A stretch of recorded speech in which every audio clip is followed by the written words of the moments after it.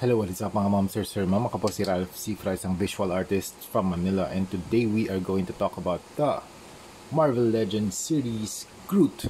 Nakuha ko to mga ma'am, sir, sa Toy Kingdom SM North EDSA. Thank you very much again.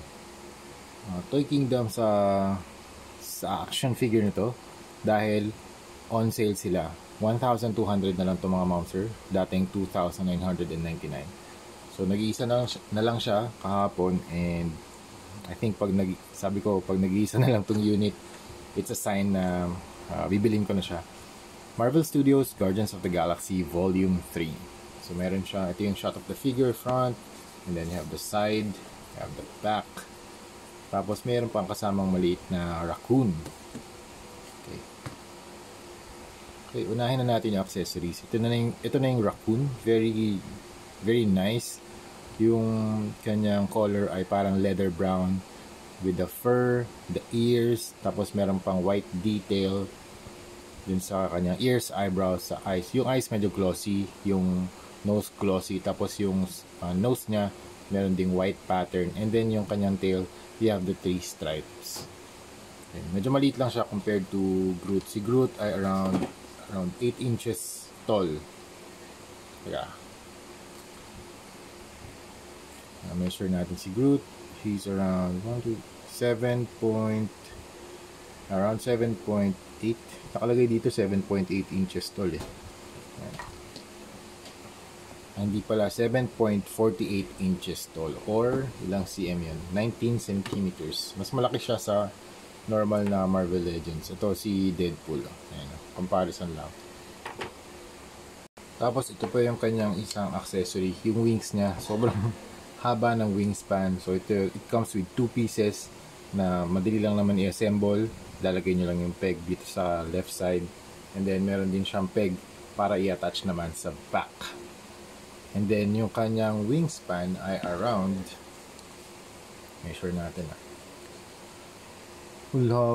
grabe, around 10 inches na. 10 inches yung wingspan, grabe. Tapos din meron din included na alt hands. And the overall build is very stable. Yung kanyang wings ay made out of softer plastic, kasi na pwede siyang mabend. Ayan. Tapos itong kanyang body, mas harder plastic yung ginamit. So mostly ang ginagamit nila for production ng mga toys ay ABS plastic para durable. Ginagamit din sa sa mga gunpla.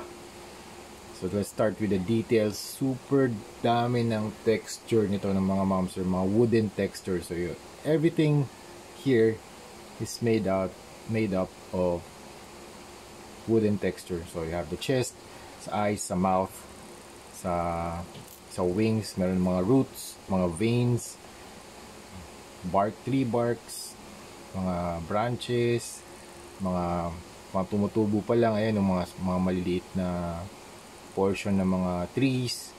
Meron yung color naman niya made pre-made plastic na color brown. Colored plastic na siya. Ayan, ang paint lang na ginamit dito ay yung mga green. Yung green niya para siyang dull, very desaturated green. Hindi siya super vibrant. So meron dito sa part ng kanyang head, dito sa right shoulder, ayan, para nag-represent sa or sinisignify na merong mga leaves or merong foliage dun sa area na yun. Okay, let's take a closer look dito sa head. Medyo mas glossy yung eyes niya, and medyo malaki yung eye socket. Then you have the forehead muscle, the mouth, the lips. Tapos meron ding ito yung jawline niya, chin. Tapos merong crack dito na merong foliage dito sa kanyang head.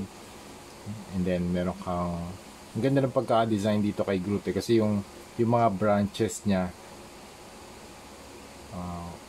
kumbaga yung mga muscle groups niya, na muscles ng body niya, composed using 3 forms. Yung mga wood, mga barks, 3 branches. Ito pa, sa chest, ito medyo flat yung wood na ginamit para parang armor type, parang armor plates. So you have the shoulders, the biceps, parang tree trunks, Tapos meron pa dito mga maliliit na circular parts ng trees na tutubo pa lang yung mga leaves or mga branches. Then you have the parang some sort of damaged or parang may mga moldy area. Ayan, oh. Ito parang armor plates na parang pinag-compress na pinagdikit para maging stomach armor. And then you have the legs. Tapos meron pang branch dito, maliit lang. Ganda ng detail. Look at the hands, parang oversized hands. Ang ganda. Super cool na design and research. Super cool yung ginawa nila, design and research development team sa paggawa ng character ng mga Groot. And dun sa buong movie, yung Guardians of the Galaxy, super cool nung scene na meron siyang mga guns. So yun yung gagawin natin for customization. Then you have the wings. Tanggalin muna natin yung wings, medyo mabigat siya.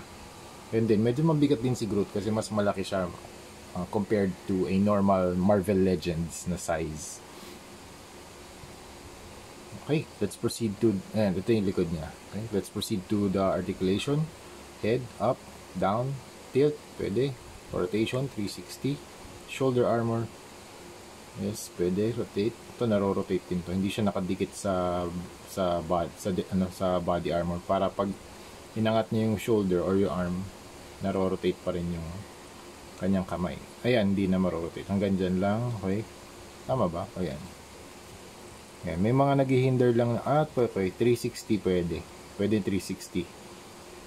Okay. Pwede siyang 360. Dito rin, pwede rin sa kabila. Waist movement. Up. Okay. 360 pwede rin yan. Tapos sa paa. Kick. That far. Double jointed. Uy, nice. Nice feet design. Very stable yan pag ganyan kalapad yung feet. Okay, ball joint, hindi siya, ball joint din. Okay, namumove yan, ganyan ganyang part. So pag tinayo niyo siya, very stable yung kanyang, parang roots ng tree, di ba? Mas stable yung kanyang trunk kapag malapad yung kanyang base. And then you have the wings, punong-puno ng veins ng texture, grabe, ganda. Ano pa ba? Ayun lang mga ma'am sir. This is a very nice collection sa inyong Marvel Legends collection. And we are preparing for the customization. Okay, so yun. Thank you very much for watching and see you sa next video. Bye-bye!